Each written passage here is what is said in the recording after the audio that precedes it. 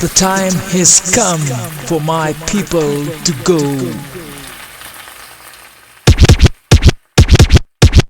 I'm not a queen, I'm a servant of the people. I'm not a king, I'm a servant of the people. It's what the people demand. We gonna keep fighting till we get that land. I'm not a queen, I'm a servant of the people. I'm not a king, I'm a servant of the people. It's time to rise to get what we want. We got to organize.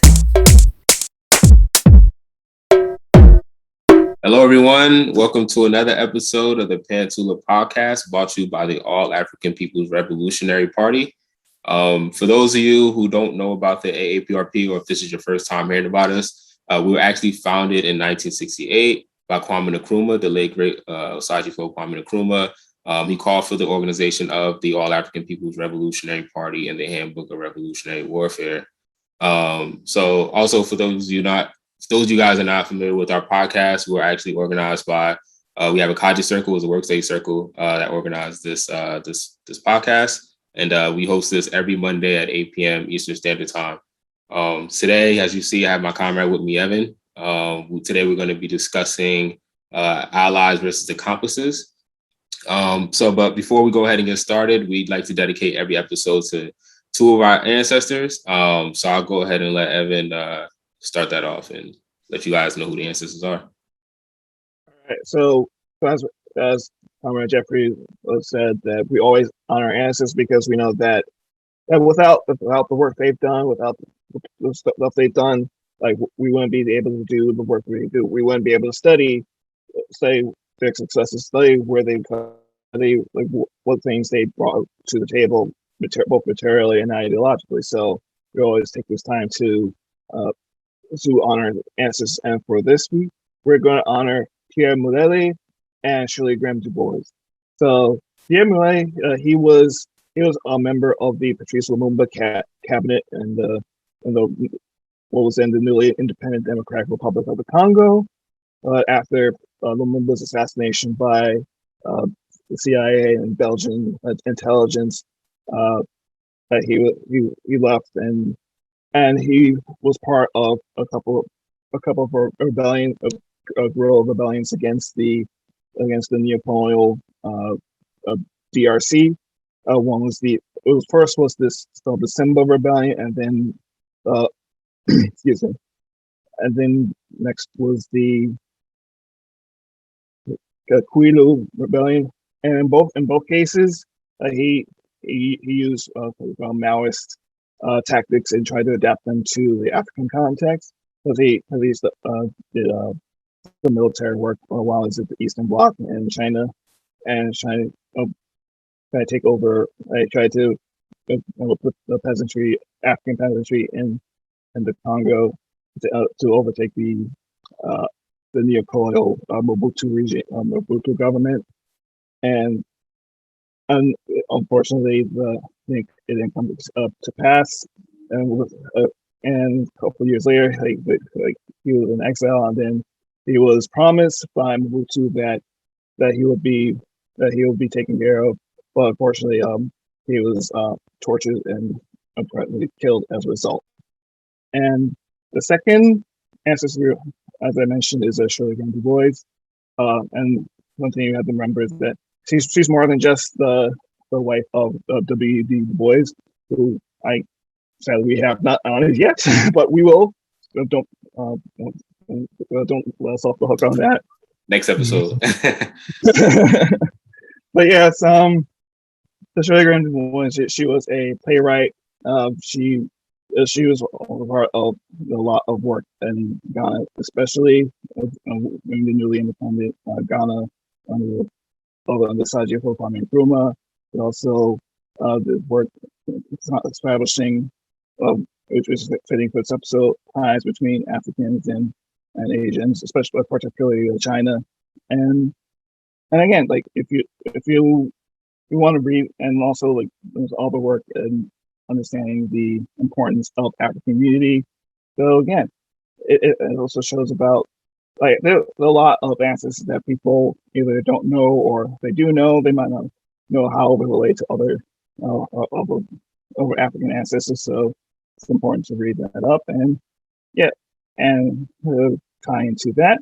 So we're going to talk about allies and accomplices. So if you've done any sort of like activist work or sort of like radical work of any kind, you've heard about what's a good ally? Oh, I want to be a good ally to these people. Oh, I want to do this stuff and blah blah blah.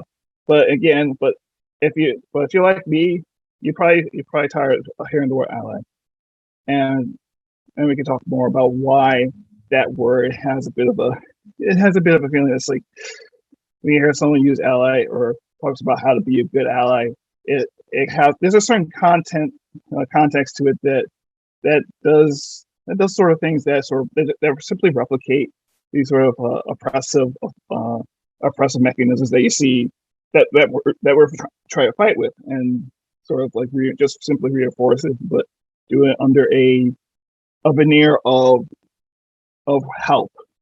I guess that's the big thing about the word ally is that it's like you obviously you'll hear about allies in like a political or military context of who's our ally, who's our enemies, and it's understandable that you want to figure out like who's on your side, like who you're fighting with, or like so in our case we're fighting for the people's class, whereas we're trying to identify all those structures and making all those structures of people who are doing the work of the anti-people's class. So again, you want to find organizations and people who know that are doing that work to like fight against it and build something new. But at the same time, when you hear about allyship, it presents a sort of something different. So I don't know if you want to talk more about like some things that you hear about when you think about the word ally. Yeah, it's kind of like what you were saying, like, where do you stand in the struggle? Like, I mean, I think we're talking about quote unquote an ally. Like, are you an ally for the people, or are you an ally for, the bourgeois class, the ruling class, right? Like, who are you really an ally for? So obviously, if you're really concerned about dealing with oppression of the people, and all the isms that we face, especially as African people, racism, imperialism, capitalism, so on and so on. You have to be anti those things, obviously, with the objective of an egalitarian type of society that we're looking, which is a socialist type of society, obviously. So I think that's the best way you could be. You can't really be an ally. I mean, technically you can, but in my opinion, you wouldn't be a sufficient ally if you were for imperialism. To be honest, you're an enemy, not even a sufficient ally. You're just an enemy if you're touting imperialism and capital, all these forces that are oppressing us. So to me, that's what it will look like for me from a revolutionary standpoint, is one that's, constantly agitating to fight these forces, in cohesion with African people or other oppressed people who are doing that, obviously not looking to take over the struggle or to hijack the struggle, but to aid and help in any way they can. Because obviously, the Africans, or Africa for the Africans, Asia for the Asians, so forth and so on. So we're going to have to lead those struggles for our respective areas. So I guess to me that's pretty much what it looks like. So yeah, and I think like the important thing that you talked about is the what I can summarize as sort of like allyship sort of implies that you're taking over, that you're basically doing it because of what makes you feel good, because you want this like sort of satisfaction. You want to be a part of it. You want to make sure that they are depending on you. And one zine that I really like that sort of like lays out the difference between an ally and accomplice is accomplices, not allies, abolishing the ally industrial complex. And we'll have a link to it in the description, so you can check it out. The one that I forget the nation, but you can definitely check that out there. And they list like different ways in which this sort of allyship perspective comes out, and all of them have some kind of perspective of sort of like taking this work of decolonization and simply replicating that sort of settler aspect. And And as I was talking with Jeffrey earlier before we started recording, we had a similar in one of my grad school classes. We actually had something similar because one of the classes I'm doing involves like and the class the class that we're doing, where we had this thing about what should we do about having our university acknowledge the land as occupying. And I know, and that's like sort of one thing that can get caught. Sort of, like, you see nowadays, like if you remember, I think it was early this year, I think it's the Oscars. They did a land acknowledgement, and it's just like there's so Wait, like really? yes, like they did. I didn't watch it the Oscars, but I don't want to watch it, but I remember that they did like a land acknowledgement during that, and it was like it's still representing like one of the most like colonial like imperialist. It's like basically it's the fourth estate of America with 3K. Exactly. So yes.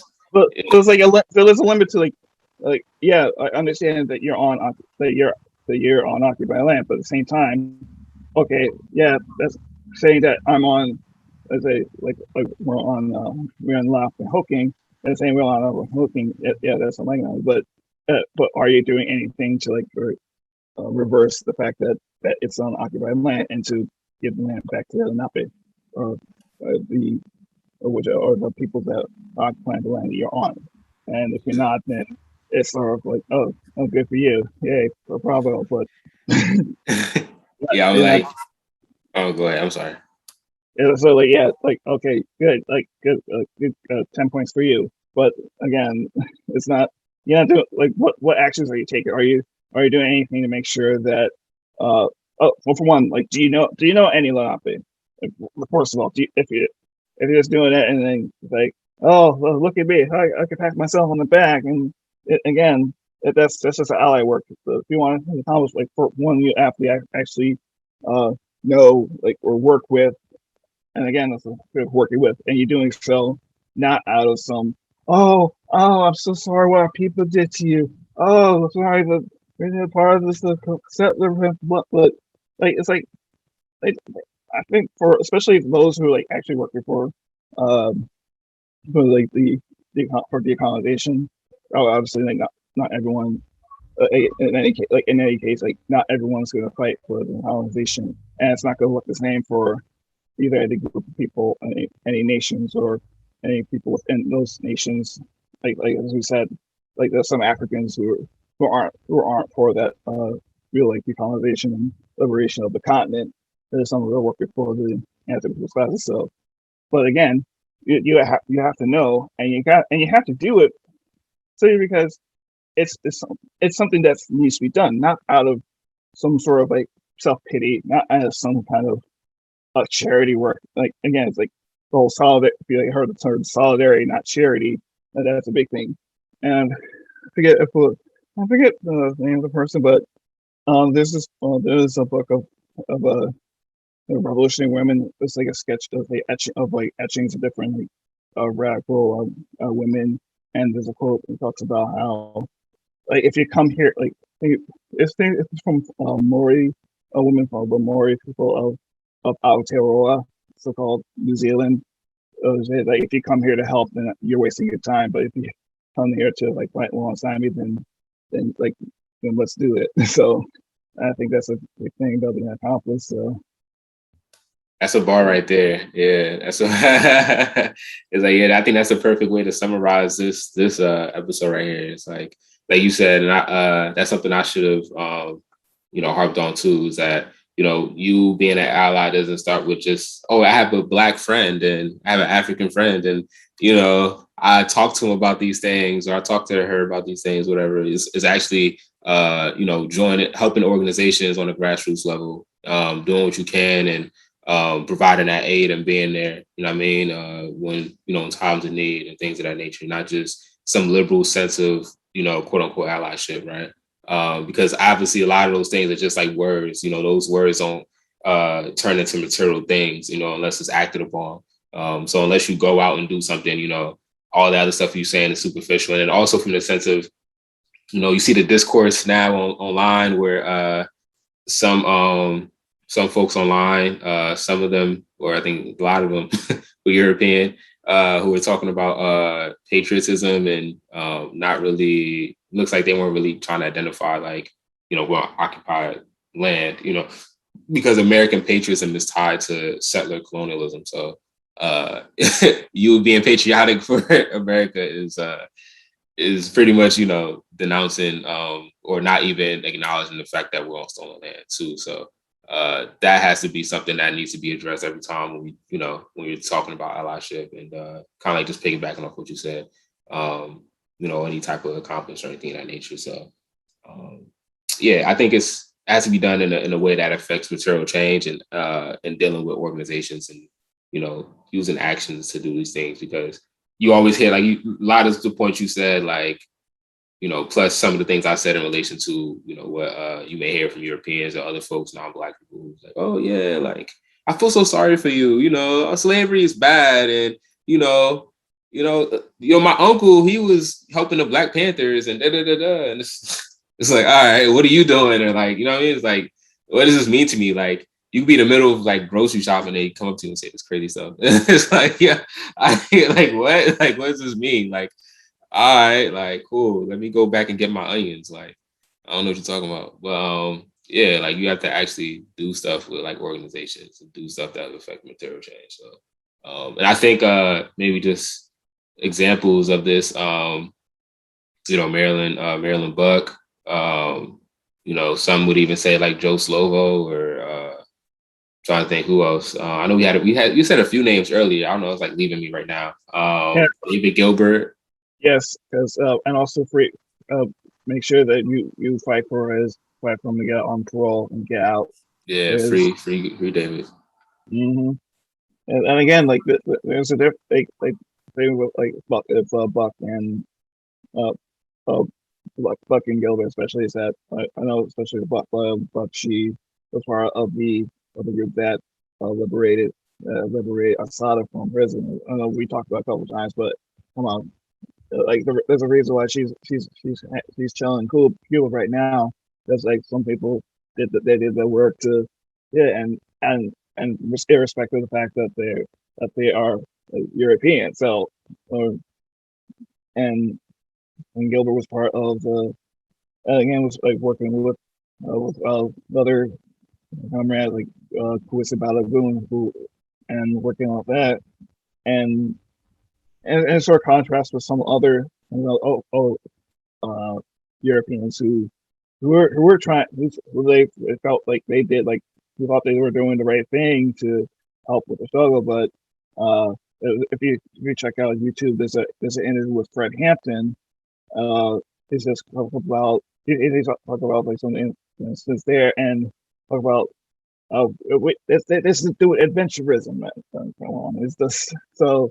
But even if you have the intentions, that still doesn't mean you're being accomplished. You can have all the right intentions, but if you're doing something without listening, without any sort of collaboration, and you're doing so, and that's another point that the zine talks about.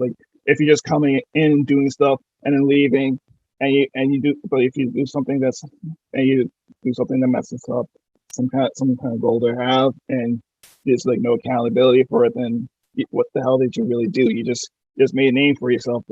And then there's also that sort of fact that you're sort of draining from people, because they're trying to deal with their crap, the crap you did, but and then something went wrong, and then what do you do? So and I know this, sometimes there are some there's some who do weaponize that whole issue and sort of use it in ways to put this tokenize all black women, black women of apprehensive, non-marginalized, then there's a front, but they have no tactics. So this week, and again, like I said earlier, that just because someone identifies as part of some colonized group, or part of the workers or peasants. So it doesn't necessarily mean that the necessary right, or they have the right, or let's say like the right analysis. Like again, like you always have to make sure that. And I think this is my point of.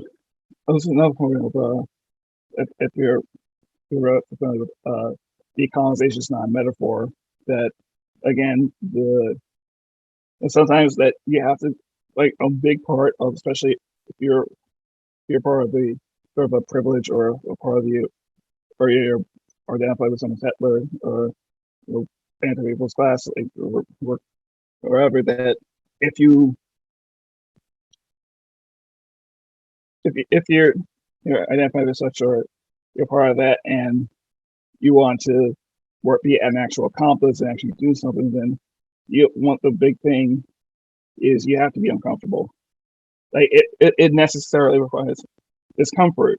And my ancestor friends are not talks about how decolonization is a unsettling experience. So you know that like if you make a mistake, you have to say, okay, well, where I go, and you're doing it out of the fact that you're going to do something to make this revolution, and you're not going to say, oh, I was doing it, I was trying, or I had a good intent, but again, it's like other things, like it's like if you do something inappropriate with like a woman, or do something inappropriate with a child or elder or something, and they felt harm from it, and be like, oh, I didn't mean it. Like again, or like if you step on someone's shoe and you don't know, they still have pain in their foot. So you gotta do something about it. Exactly. I mean, it just kind of harps on the point of trying to affect the material conditions, and because we deal with poverty and oppression just in general, and genocide that we face in various parts in our respective areas where we're at throughout the diaspora. And it's like, all right, so what are you doing to affect that? You telling me whatever and you feel sorry and whatever isn't going to affect any of that. So I think it's a great way to kind of even go more into examples of organizations that have helped. I know we talked about the Communist Party of Cuba, Communist Party of China. You had different elements, different groups who played a role, just based off those two examples, of a few others that we'll probably drop as we go on, that actually affected material. Like Cuba provides medical aid to Africa to this day. I mean, they aided in liberation struggles. Even in the sense, the Communist Party of China was also, gave in material aid and benefits to the continent between like the vaccines and things of that nature. So those are the things that we need. Like we need infrastructure, you know what I mean? And we need all these things, obviously, but at the same time, we still need to lead our own struggle in fighting against neocolonialism, imperialism, patriarchy, fascism, etc. Right? But we could also still get aid from other people outside of Africa to help. They're also anti-imperialists, anti-capitalists, and stuff like that. That could also help us in those struggles. So we do have friends. This is historically true. And go back on and it sort of relates to what I was saying before about unsettling. Like even some of those cases, there are points where, like you were talking about China, like they train. Like was talking about the ancestor Pierre Muele, like who did like try to liberate them from the neocolonial Mobutu government. At the same time, they also, like as a part of the result of like the Sino-Soviet split, they also helped out some what turned out to be like reactionary and anti-people's groups. Like they helped out Unite and Joseph Savimbi. They I think it was Renamo in Mozambique, and so like again there's been, you talk about Cuba, and they were helping out the Derg government in Ethiopia, and there's a lot of that's there, and again there's also a point where you have to say, yeah, like thanks for the help, but in the other points where it's like, okay, yeah, you help, but in this case, like, oh, okay, you got to stop. So again, yeah, it's really dependent on making sure that that you have a point where you still have autonomy. If not, then again you sort of like reinforcing the idea of sort of the learned helplessness. So and we'll point out that as much as they want to, as like capitalist media wants to like unite the the Workers' Party of Korea, the DPRK, they have provided like material assistance to liberation movements too. So that's something you won't hear about. So exactly, yeah. And I've done some reading. I've been reading the book his biography by Ian Christie on some more Michelle, and he talked about how that whole thing happened. I think it was with China more so. I think it was just they pretty much were aiding opposite regimes or organizations of the Soviet Union because they were in conflict, obviously, I think at some point. So, I think sometimes international politics can have, obviously, I think all the time, have an effect on Africa in that sense. So, yeah, I think it kind of goes back to Africans leading struggles and not just solely depending on, not saying that we do this, but just some people may have the idea just like, oh, yeah, China's going to save us from neocolonialism, and we have to aid that struggle. They could provide aid in that struggle, but we have to lead that struggle at the end of the day, right? It's only for so much because kind of I think it was good examples, like you said, like China has aided counter-revolutionary movements on the continent. So as other countries and things of that nature. And I think yes, more Michelle was talking about that and how he eventually was able to get certain representatives from the Chinese government to come down and show them the struggle and show them that no, we're not, we're not counter-revolutionary. We're actually the revolutionary movement. We're actually winning this battle, this war against the Portuguese. So he was able to actually secure. I think he was one of the first, at least according to the biography I read at the time, that was able to secure aid from the Soviet Union and China once he, led them around and showed them the things of that nature, like what was going on and what they needed and things of that nature. But at the same time, like you said, we just can't rely on outsiders all the time. They could provide. I think it's that dialectical understanding of that relationship. I think pretty much just understanding both sides. Yeah, and you also have other cases where there is that a lot of things, people know about Ho Chi Minh and it led was was part of the struggle of Vietnam against three different imperialist nations, like France, Japan, and the United States. And one thing that at least like some people might not know about Ho Chi Minh is that one of the early awakening from like revolutionary was coming to up to Harlem and being at a UNIA speech of Marcus Garvey. And again, it's understanding that there is that you can, that just because you understand it's like as Accomplice, like he was there, he would listen, understand what new Africans are going through, and if he were ally, he would try to like, oh, let me lead this like UNIA branch. Yeah, exactly. Or if years later, Yuri Kochiyama was for like numerous I don't know, like people might won't simply think of her as like accompanying slain Malcolm X, but she did lots more work with the African liberation struggle and other like socialist struggles and everything alongside. And one particular interesting of an African doing so as far as acting as a accomplice is a soldier who's with the U.S. Army, David Fagan, who like during the U.S.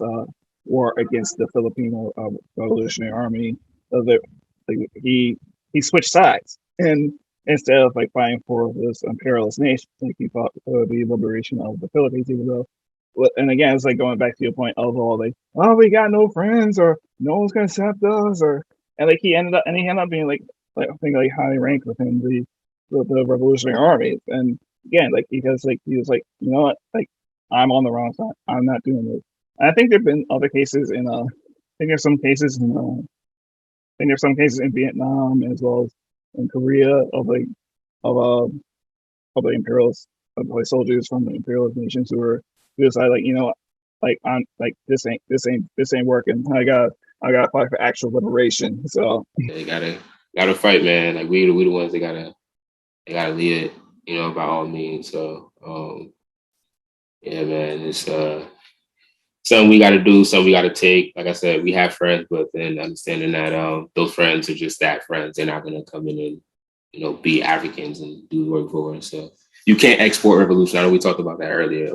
That's not what should happen. No one should be exporting revolution anywhere. So, and that applies obviously to the African context. We have to do it at a grassroots level. Yeah, and as far as the point on you can't really export revolution. That's one of the things with about Che Guevara because there were differences between Guevara and Fidel Castro when Guevara was in the Congo, help assisting with the guerrilla warfare against the European and the neocolonial puppets that of wondering on the one hand, again, we have to understand dialectically. Yeah, he was even though he was there helping, he wanted to fight alongside. But then you have that also the aspect of at one point were they ready and obviously they were calling it the fact that you had again King Leopold II have 10 million of Africans die, or not to mention the Belgians exploiting that part of Africa for how long? Obviously they're ready for something else, but at the same time, there's always you always have to make sure there is some kind of organization to make sure that it can succeed. And there was some debate about to what extent that was able that worked. So again, it's the sort of understand that on the one hand, it's always good to have, as we were saying, it's always good to have someone that's working alongside you, and they got to show at some point, they realize you got to cut your losses, and yeah, you gotta, keep it pushing. You can't just, just gotta know when to go. Yeah, man.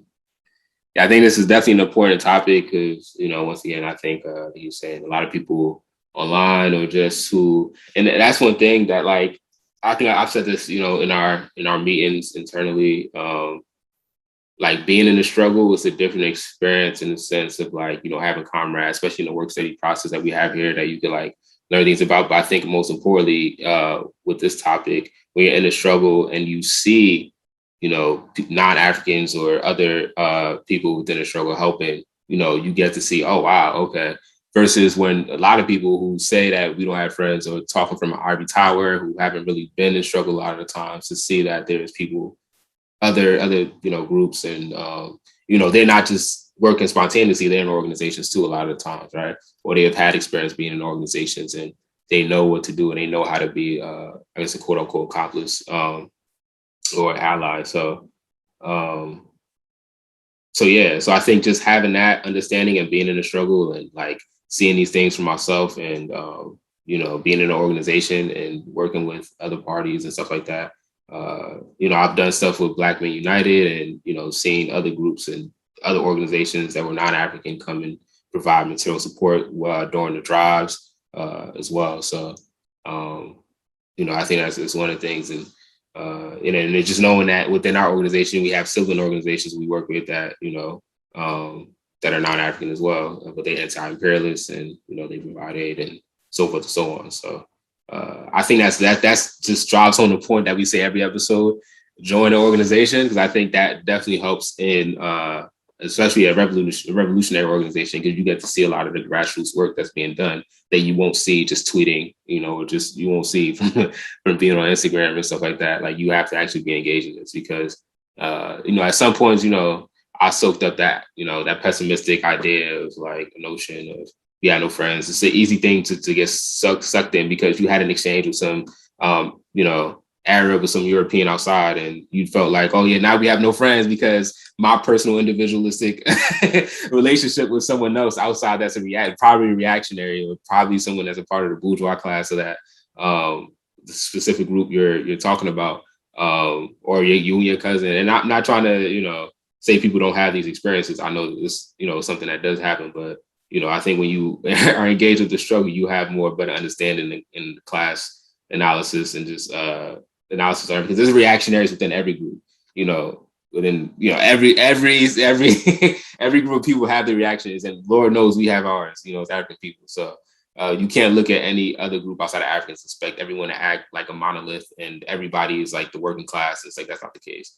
Or everybody's part of the poor class and so forth and so on. So that's another thing too that people also have to look at that relationship as to, or from that lens. And also, the best part about joining an organization, at least like the A-APRP, is having that work study process and reading about the aid and material aid that some organizations and groups of people have been given to Africans, and what we've given to other groups of people as well, or other ethnic groups. So yeah, I think that's just the main emphasis there, because I'm living proof of all of that. So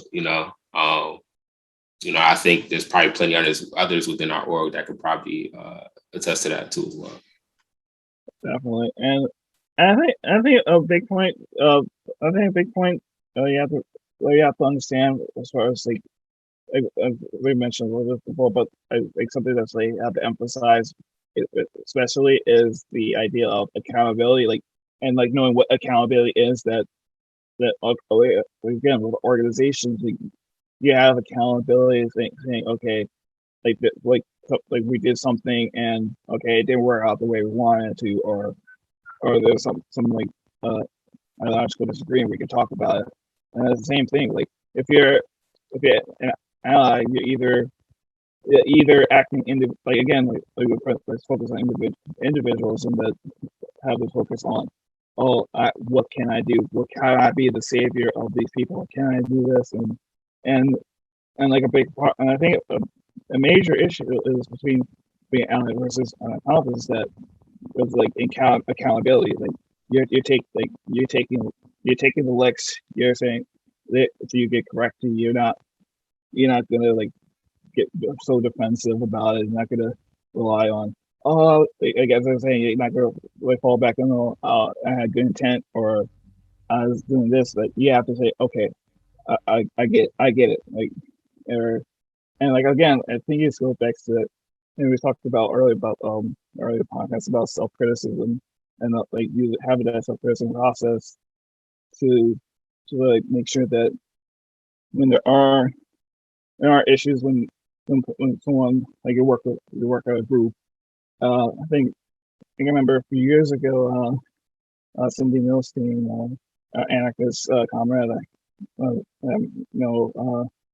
were talking about how I think it was I think it might have been like during like I think it was like right after the Michael Brown murder. It was like some Europeans who trying to do their best to like support the Africans who were fighting for against the capitalist police, and there's a bunch of just say, oh, white supremacy here, white supremacy now, and it like.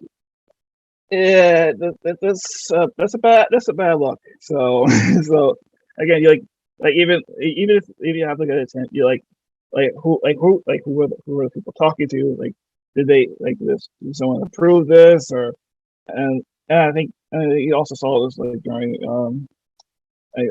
during the mass demonstrations and rebellions after George Floyd a murder that.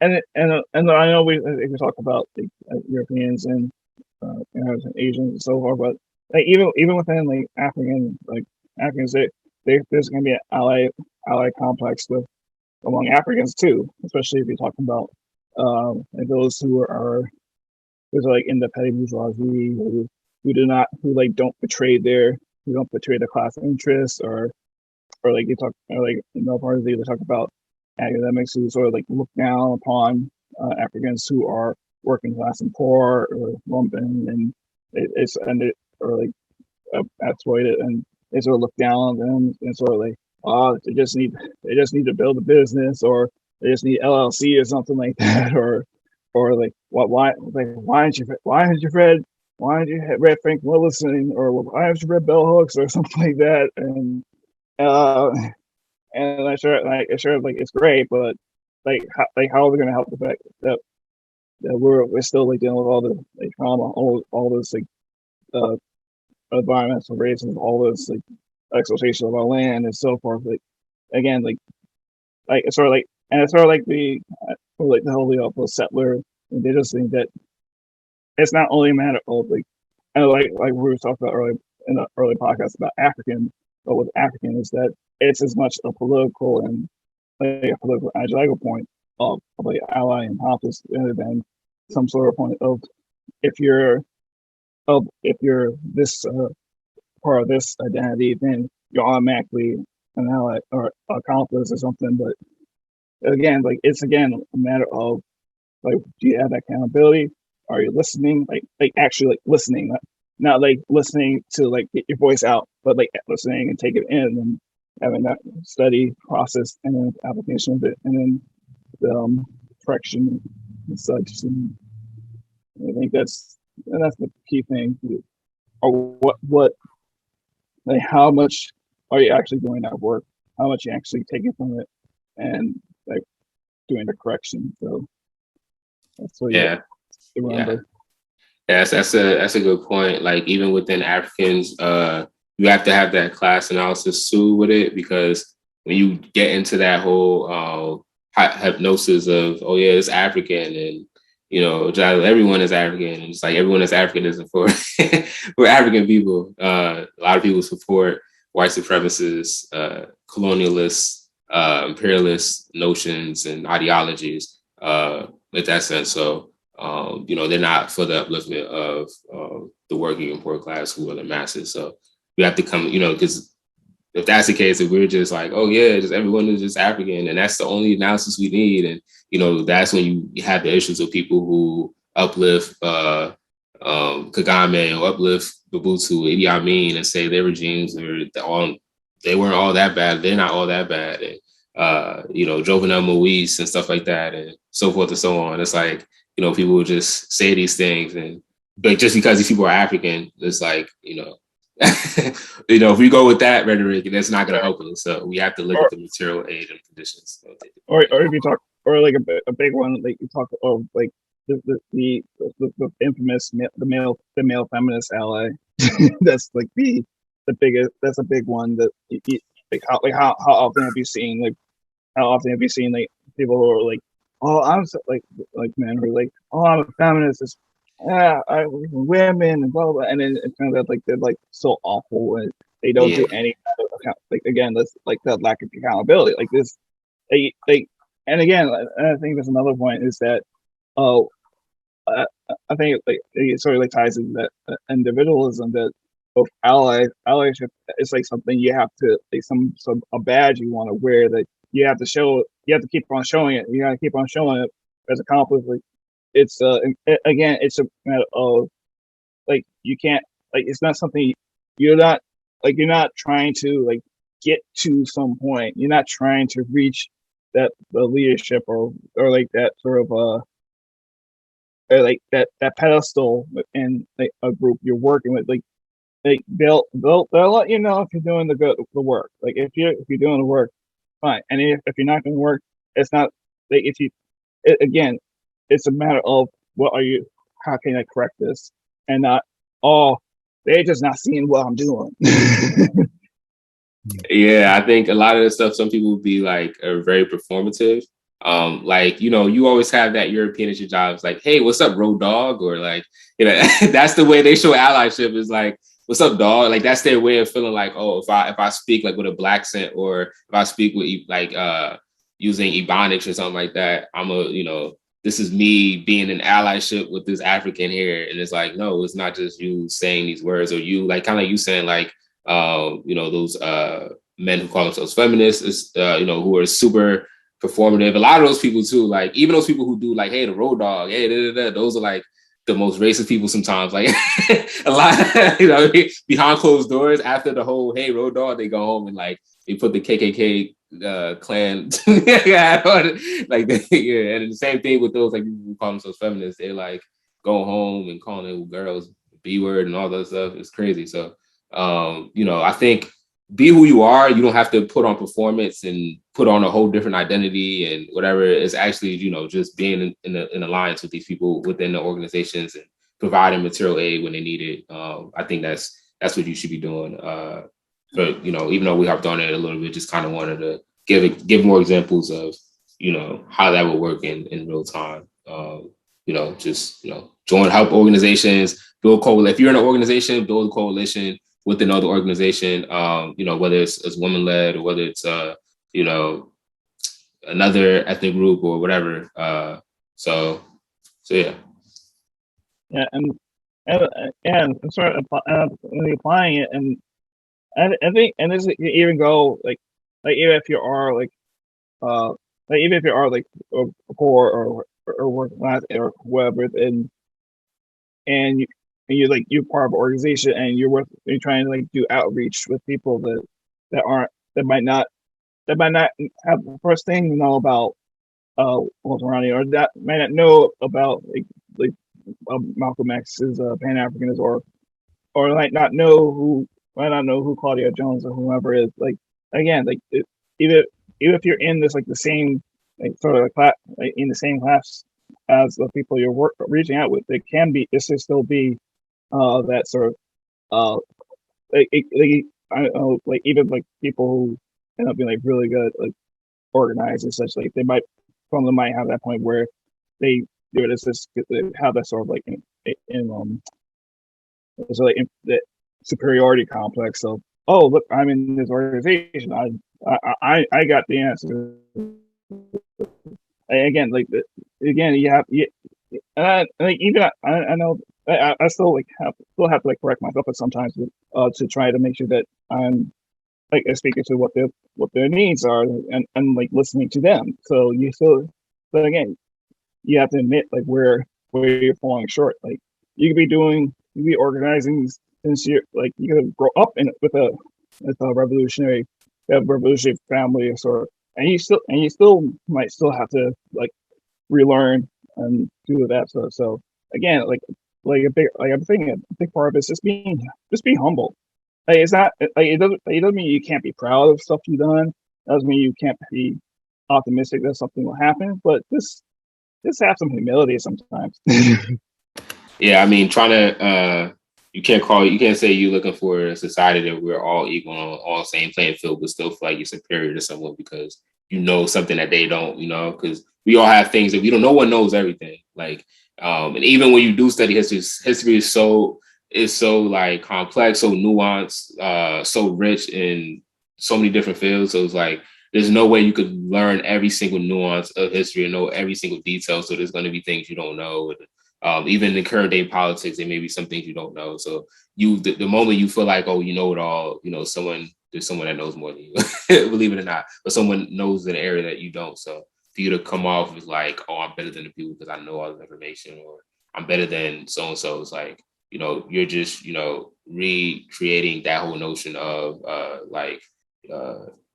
class, like, class division, or just like, oh, I'm superior, or like the word, I had the word in my head, I can't just, it's left me, but just the hierarchical, leaving the whole hierarchy of society that we have in today in this capitalist society, where it's like that whole chauvinistic idea, like, oh, I'm better than you because I read this, or I'm better than you because I'm organized and you're not. So, at the end of the day, everything is political. Everything has a meaning behind it. Everything you do, whether you believe in it subconsciously or consciously, whatever you do has political ramifications behind it. So I think you always got to keep that in mind. So if you're talking about you further people, you want to organize people, you have to have that humility and patience and understanding. Huey P. Newton talks about this, right? Like, you can't just go to people and be like arrogant and whatever. So because there was a point you didn't know, even if you did grow up in it, you didn't come out the womb like ready for revolution. Like someone had to groom you into knowing that, you know. So it's like, you know, we all had a point that we didn't, trust me. So I'm actually more a person than that. I just started, you know, reading about a lot of this stuff like not too long ago, and I'm 30. It's like, you know, some people may get there later. They may be 40 something and just get into it. So and we shouldn't ostracize people. Like, I hate that whole notion that like, oh, you just started reading this. I was reading this 10 years ago. Ha, ha, ha. I'm like, somebody was probably reading it when they were 5. So what does that mean? Like, I think that, like, there's something. A couple days ago, dear comrade Jamila, like we're talking about stuff with like I think I got a book, a book of philosophy by Mao Zedong. I was like, man, I wish I could have had this in college. She was like, oh, well, you got it now. So they be proud of that. Like, exactly. You have it. Like you can't really like sometimes there's a difference, and also there's a difference between.